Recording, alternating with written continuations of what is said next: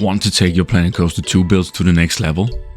In this video, I'll show you 5 essential building tricks that will make your creations look cleaner, more detailed, and way more realistic. From using the grid system to perfecting lighting and creating waterfalls, these tips will save you time and boost your creativity. So let's get to it.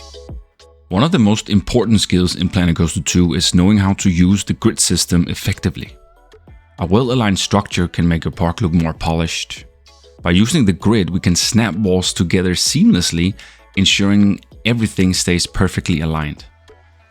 Let's start here by placing a basic wall piece that we just find from the menu and then detail it, and therefore after duplicating it right next to each other with the snap. There are a few skips in the video where we go from A to B super fast, so you don't have to see all the things that goes on in between.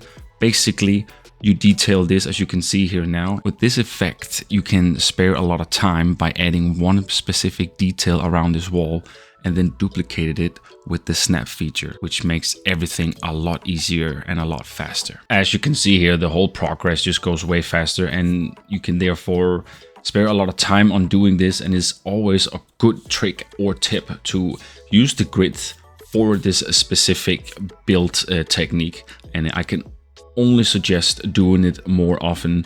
And this is just a way to get by easily and quicker without all the fuss with getting a completely straight alignment with your custom wall sets and etc. So always remember to use a grid wall if you want to do a longer extension of a wall piece that you don't want to detail over and over again. This technique is really practical and efficient in that way. But let's move over to the second tip I want to share with you all. I'm calling this the 180 rotation build method. If you want to build faster or more efficiently, the 180 rotation trick is a game changer. This method allows you to quickly duplicate and rotate pieces for perfect symmetry. For example, building archways, domes, spires, or circular buildings. Simply place one side, duplicate it, and rotate it 180 degrees to create an instant mirror effect. It's a simple but powerful technique, and there is two, and I will show you those two right now. So you find a piece. In this case, I found the mythology column capital, one piece. I will use this to shape a dome, and after I do that, I duplicate it, turn it around those 180 and kind of mirroring it so they are the exact same alignment, but just in the same shape on both sides. It is very simple to do that, so sometimes you can struggle with it because sometimes the alignment kind of like is a little bit far off or a little bit too much where the pieces clip through with each other. But that is all you to kind of like figure out, trial and errors. But basically, sometimes you get it right, sometimes you don't, and you kind of like have to fight it.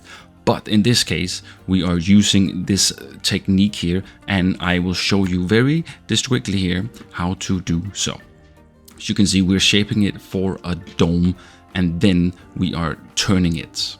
And afterwards, I will show you how to elevate this sort of dome with another technique that I will teach you in just a second. So yeah, just keep on going like this, and you will eventually get a perfect circular dome, building, arch, etc. Whatever you are building. If you do this method here, you are going to get pretty far with it, and it's gonna only do you good. What I eventually did here too was adding in, as I said, an extra level onto this dome here, and also to give it a little bit more depth. So I pretty much just doing the same thing one more time, just adding it on top of it, making sure everything is perfectly aligned, and then I just go again with it. And that is pretty much how you do this sort of method. Let me hop over to another technique. I would like to show you how you can use a grid for this sort of shape as well. So to be building with the grid, one thing you got to do is that obviously you got to find a grid piece first, as we did with the first thing of building the walls. But this time we're gonna make the circular wall around this dome and spire that we made. So what we are doing is that we're finding a grid piece. In this case, I like to use this sort of square circular grid piece that just works very well as a centerpiece for something you're building when it has to be circular. So I am pretty much basing this build here right in the middle of this spire here, so I get it perfectly symmetry and aligned with the middle of the dome here. So as you can see, I'm putting it downwards, and then afterwards I'm finding some pieces, in this case the plaster pieces, and I start to build a wall where afterwards I will duplicate this as well with this grid and resort balcony pillar. And then you can kind of see the method I'm talking about, where you afterwards can also duplicate it and get a perfect circle, which is pretty much what is happening here. As you can see, I multi-select the pillar in the middle with the plaster pieces I have in front. By duplicating this and constantly clipping onto this pillar here, as you can see there's like 4 pillars in here and I'm trying to delete them, it always will keep it perfectly alignment with the grid. So what you do afterwards is that instead of multi-selecting the grid piece in the middle, you just take your pieces you have around it, multi-select them, and then afterwards you just do the same thing all over again. As I say, this is 2 methods you can do. Sometimes it's a little bit trial and error, but mainly it works most of the time. Sometimes you can get a little bit off, but hey, you just have to try again. But in that case, you will now have a full circle of this house that we built, and you can now continue to add to it. Creating a waterfall in Planet Coaster 2 can really add life to your park, but making it look natural takes some effort. We'll start by adding a few rocks to terrain it up a little bit, while we're adding some fake water with the glass panels, and also adding a lot of water effects and features. The key is to blend different water pieces and use mist effects for realism. Let's build one step by step. So once again, we are jumping a little bit more forward into the build here and going straight over to adding the waterfalls. But one thing I can say though is using these water shapes for blueprint is actually quite nice. I do make a mix in this build where we'll have the glass panels and we'll also have some water as well, which I'm using the pool water since it has a little bit better effect and such. But anyways, let us go into the waterfall step-by-step guide here. So first you gotta find the water tab in the HUD menu, and afterwards we're gonna put down the waterfall bottom, the waterfall middle, and the waterfall top. This is basically what it says it is for. The top is the top part, middle is the mid part, and bottom is the splash you want when the water interacts with the water. Like the middle waterfall interacts with where it falls down to. So it gives like this sort of bubbly splash effect, which is very important. So as you can see, this is mainly what we are using. You can use some other pieces as well, like the splash effect, but right now we are just going to use these elements here. So you are obviously placing the top first, and afterwards you are placing the middle, and then you are adding the bottom that adds the splash effect from the waterfall. Sometimes this also can use a little bit of adjustments. Sometimes it's not all the time you get it right, and sometimes when you do it actually from terrain, you have to like dig a hole basically for the water, so you can make the waterfall coming out from there as well. But as you can see, what I do is that I take the top part and then I connect it from where it falls to the water, whether it is fake water or water. And as you can see here, it kind of adds the transition from this A point to the B point. And then afterwards, I am just adding a little bit of splash elements as well in the back here, just for funsies, because this is fake water. So we kind of need some elements to like splash in the background to make it feel like it's realistic. But let's go over, and then you can kind of see when we have added the mid and bottom part, and then afterwards we are doing a little skip again, where you will eventually see me doing one more waterfall just to get a little recap to you guys, so you can see what it is I am talking about. So again, we start with the waterfall top on the top spot of the waterfall. Afterwards we add in the middle, and then we end it off with the bottom part. This time we're doing the 10 meter because we are having a little bit of a wider waterfall this time. And now you can kind of see how it looks at the end of the waterfall build here. And then we're gonna go over to our next tip in the video. Let's take a look at the trim and foundation work. If you want your builds to stand out, paying attention to trims and foundations is key.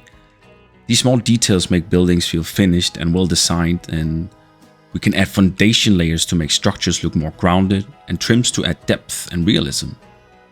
Let me show you a few techniques to take a basic structure to the next level. So first of all, I build this little extension here where it's like a little spiral staircase going down into a nicer view of this little lake area I'm building. And I thought that was kind of a little neat idea to add our foundation setup on here as well. So as you can see, again, doing a little custom wall here, which is kind of like nice in that sense of just adding to the texture and to the water elements around the little build here. And I'm also adding some rocks that will also be kind of like be the one they are standing on, but this is more like the foundation that we are building right now. So what you see me do is building the walls I want to have around here, and then I pretty much just duplicate them around.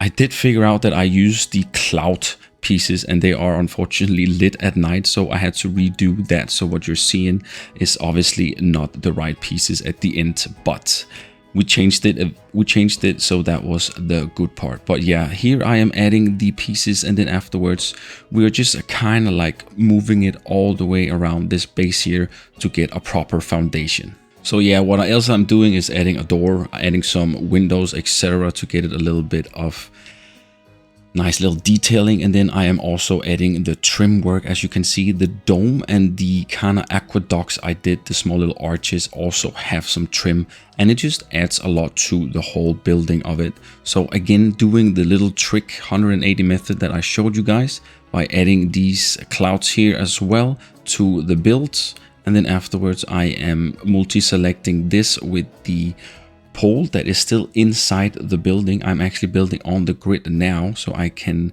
multi-select all these pieces here and then again do the same thing that I showed you guys earlier in the video. Pretty much doing the same technique again with these kind of gold decorations that I'm adding in the middle of the trim piece here, and I think it actually works very, very well as a little decor addition to the build. Now let's go over to the last trick that I want to share with you today. How to do good lighting. Lighting can make or break the atmosphere of your park. A well-lit scene adds so much depth, especially at night. The trick is to combine different types of lighting: warm lights for cozy areas, spotlights for dramatic effects, and subtle ambient lights for realism. Let's start by setting up a few examples and tweaking the intensity to see what works best. It's always fun to work around with colors when it comes to lights and how to get a good atmosphere surrounding your build that you just built. So because we're building kind of like a little, I guess this would be like elvish fantasy, I'm kind of like want some more warm and like more fantasy-esque colors as teal, purple, maybe a little bit green. Some of these elements and colors will fit perfectly for this build. So what I want to do here in the background, in the arches, I want to do like some more greenish, more purplish kind of vibe, where underneath here I want to do some more darker colors near the little shrine, as I call this blueprint. What I really like to do is using these lights here. As you can see, the modern spotlights. There's something about them. All three of them are very, very good to give out the best lighting in the game, I feel like, especially when it comes to burying them underneath the ground, which is a method and technique I have done many, many times before. If you, on the other hand, do not wish that, you can always build it more realistic and adding the spotlights that also can stand by itself, or adding them so they are just kind of like, you know, more realistic, attached to your blueprint or your build in that way. But I do really like to mix around with the colors here, and also especially in Planet Coaster 2, since the lighting is a lot better. And as you can see, I'm really trying to get the perfect amount of colors that I need to have here with what I just explained. And I think we're getting really good at this. But as you also know, is that sometimes moving the light, if that doesn't really work so well, you can sometimes switch the colors to a darker purple or even darker purple. So every time you want like a less color, you can always dim it by just choosing a darker color, or you can obviously move it up and down if that's what you want with this spotlights here.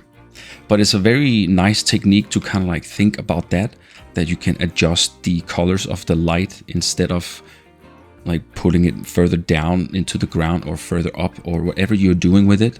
It's just a nice, very good way of handling the lights, as you can see and hear. Besides that, we're adding a little bit of lanterns, a little bit of warm feeling to this to feel like it's more lived in that sense. But then we're kind of like moving over to our ending here, which is pretty much the build is done. And yeah, and that's it. 5 simple but powerful building tricks to help you create better parks and blueprints in Planet Coaster 2. If you found these tips useful, drop a like and subscribe for more tutorials. I also put this build out on the workshop, so you can find it. Links are down below as well. And also, I have a question. Do you guys wish to see this full build in a speed build? Let me know in the comments down below, because I can sort that out for you all. In any case, thank you guys for watching. Have a great day, and I'll see you in my next video. Bye!